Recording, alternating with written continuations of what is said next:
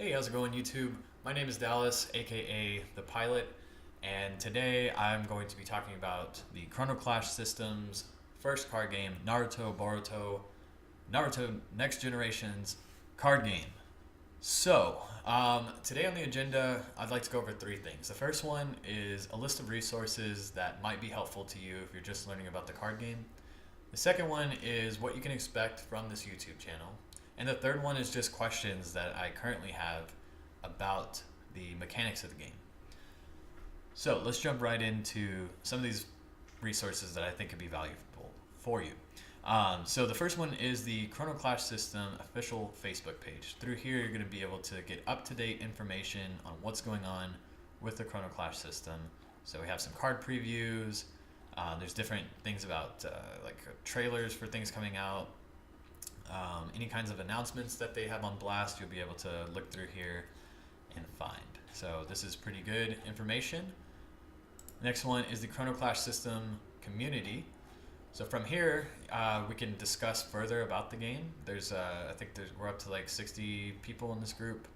So it's a really good resource for just talking about certain things. You might have certain opinions here. Whatever floats your boat, just go ahead and throw it in here. It's a closed group, but I'm pretty sure everyone wants you in there. So just ask to be in, and you shall receive. Next is the official ChronoClashSystem.com website, where you can find some of their products, trailers, tournaments, support for anything that you might have related to the game. And finally is the rules and manuals, which you can find within the Chrono Clash System official Facebook page. Just download the PDF and you'll have access to our current set of rules, and we will be referring to this as we go through the questions. So, what you can expect from this YouTube channel. I think there are a couple of different things that I want to cover, but the primary one is deck profiles. This is a really great time for me because I love seeing the spoilers for a new card game and new sets that are coming out. I like to start planning around that. And so I think we can have some really great discussions about certain combinations of cards and how they're going to work together, the certain colors, and which one really stands out. Because this is a living card game, which means that it's a balanced playing field for everybody who's purchasing these cards. We're all going to have access to a majority of the cards, and so we can easily splash decks together and really get something going depending on your play style. I think that next thing that we might discuss are just questions that I might have. I might have some video of tournaments that I go to and how those results turn out. But it's basically just half the community talking about new things that are coming out, and half just deck profiles. Maybe in the future there might be some recordings of gameplay. If Octagon picks this up, I definitely would love to share some gameplay there. So let's go ahead and jump straight into these questions that I currently have about the game mechanics. I know that this is all community based. Some of these I might have just skipped over the rules and needed to be clarified by you guys. But some of them I don't think that they're clear enough, and we're gonna have to wait and see what those answers are. Hopefully, some of these are pretty powerful, so hopefully they get answered before the game comes out. That'd be great. So the first question I have, question number 1, is if you play an EX card from the ability of Reinforcements, do you still tribute your battlers? So if we look down here where Reinforcements is, and I know this is all very tiny and hard to see, Reinforcements basically says, whenever this battler is destroyed while it's in the battlefield, you may summon a battler or extra deck battler from your hand with the same cost or less. So this has no text about whether or not you have to tribute cards or sacrifice cards when playing an EX or an extra deck battler, which you traditionally have to do when you play them. So that, I think, is a really big question that needs answering, because that's going to determine a whole swing of the game. If I'm playing out one of these guys down here. Also, just a little discretion for me is that I've only seen like 2 episodes of Shippuden. I've seen all of Naruto, and I've not seen Boruto. And I'm already bad enough at pronouncing some of these guys' names. So just bear with me, and feel free to correct me, put the proper however you spell it or whatever it is. But anyway, so this guy right here, Hiroko, I guess is maybe how you say that. So he's a cost 7 and has reinforcements, and we already have. We've seen a couple of EX monsters that are less than 7, so being able to play those out after playing him could be extremely huge without having to sacrifice anything. Okay, question number 2. Can you gain more than 5 guardians when an effect allows you to add 1 or more guardians to your stack? So this came up when looking at the Itachi card. So we have Itachi over here on the right. Right now he has the effect that every time he attacks, you will draw an extra card, and then you choose an opponent and they add a guardian to their stack. So if they're already at 5, does this mean that they just add a 6th one? Because it might not be that I'm attacking their guardian, right? So if I attack their battler, do they gain just a 6th guardian? I think that's an important question to answer, because if you can get more than 5, I think that opens up some pretty cool opportunity for deck building, where you might be able to create, a stall deck, deck out, control, whatever you want to call it, to where you're just kind of tanking up all your guardians, and that could be pretty interesting. Question number 3. So this is kind of just nitpicky, but I think it's important. So it says to determine randomly who goes first, and that's somewhere up here. So I think it talks about in here maybe setting up the game. Yeah, so yeah, you each draw your 5 cards, blah, blah, blah. But whenever you determine who goes first, it doesn't talk about some of the other card games that I've played. And I've definitely played a good handful, I think over 20 games. But sometimes when you win, the dice roll, the coin toss, the rock, paper, scissors, whatever you're doing, you're forced to go first. And I think that's very limiting on the ability to construct a deck, because you never really know if you're going first or second, and your deck might benefit from going second. So it doesn't talk about it here specifically. From the majority of games I've played, if you win the coin toss, you get to decide. But we'll have to wait and see for sure. Question number 4.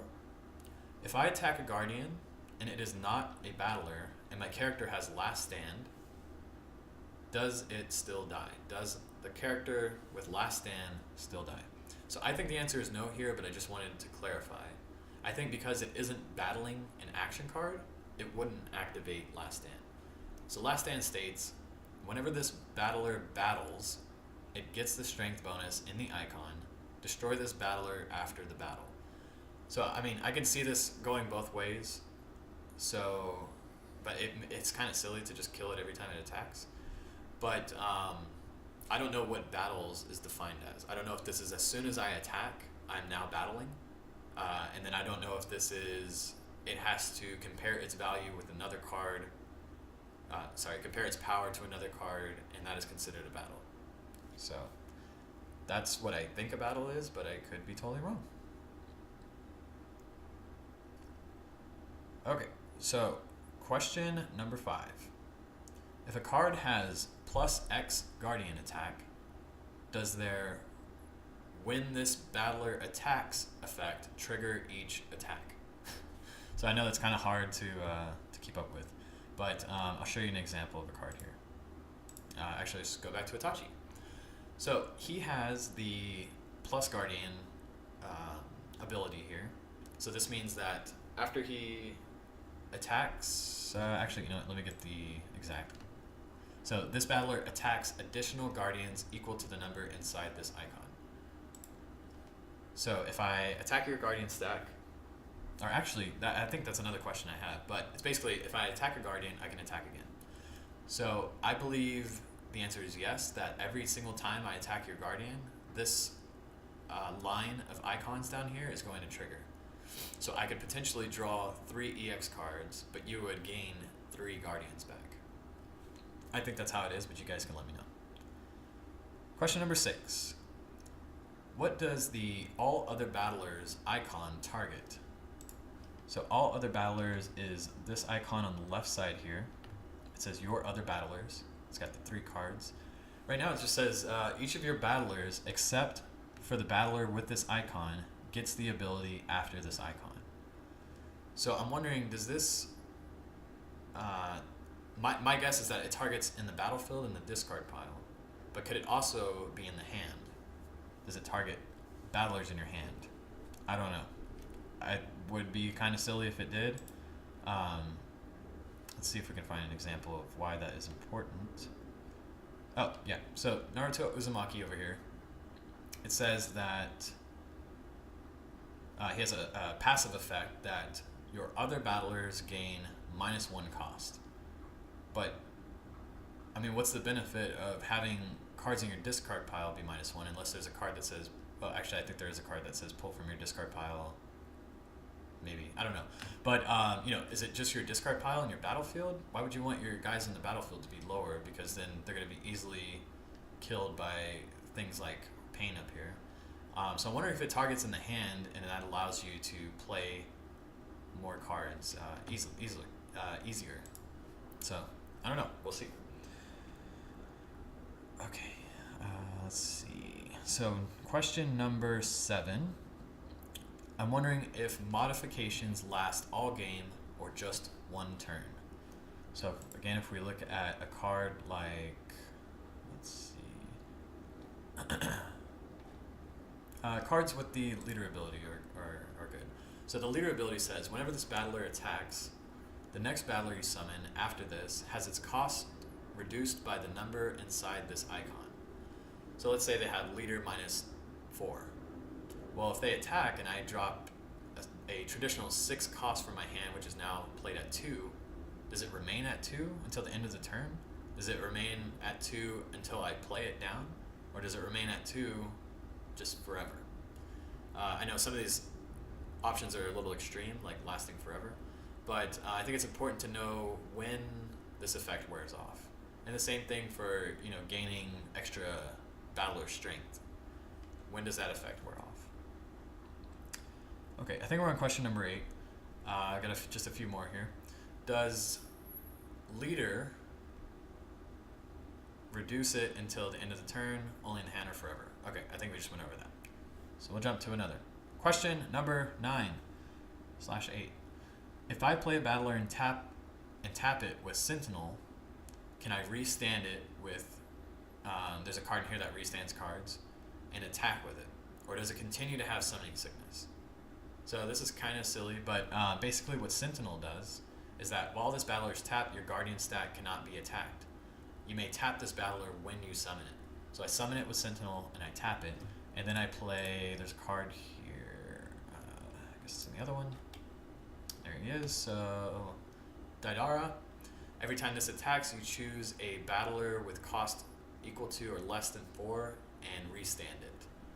So I play the Sentinel and then I tap him. If I restand him with Daidara, can I then create an action with him, whether that's attacking or questing? Or does it keep its summoning sickness until the end of the turn? So kind of a weird question, but thought it could be handy to use. All right, next up, question number 10.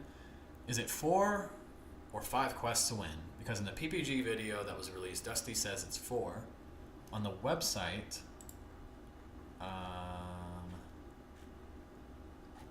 which is here somewhere, I have to look for it, but on the website it also claims that you need 4.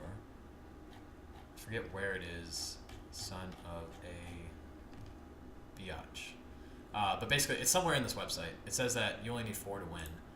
But in the rules, in questing here, it says if you have 5 or more points, the game ends and you win. So I think we need some clarification over that. I'm assuming it's 4 because no one's really saying otherwise in the videos, but who knows. All right, next question. Can plus X Guardian attack hit Guardians that are questing? So this is what I was kind of hinting at earlier. But let's say that my opponent has decided that he wants to quest 3 times, which means that he's placing a card from his hand on top of it, face down, and that card is now considered a Guardian, the card on top, I guess. So if I have plus Guardian attacks, which says this battler attacks additional Guardians equal to the number inside this icon, can I go ahead and just wipe out his field with this +2? I think that could be pretty useful, so that's a good question to have. Next is a questing battler considered a battler while they have a card on top of them? So are they considered a guardian at that point? Are they considered just a blank card? Are they considered a battler with a guardian on top? This is very important because if it's still considered a battler, that means that it's still susceptible to dying to cards that pop battlers off of the field. I'm on the wrong thing, I think.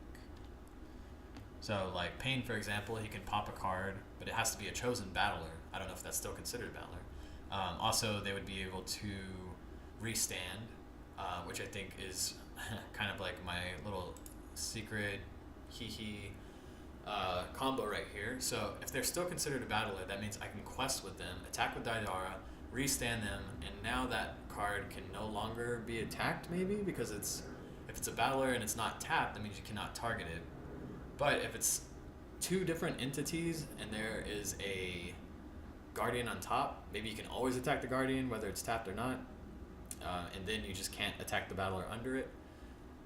I don't know which way they're going with it, but I don't know, something for us to discuss. So those are the questions that I currently have about the game.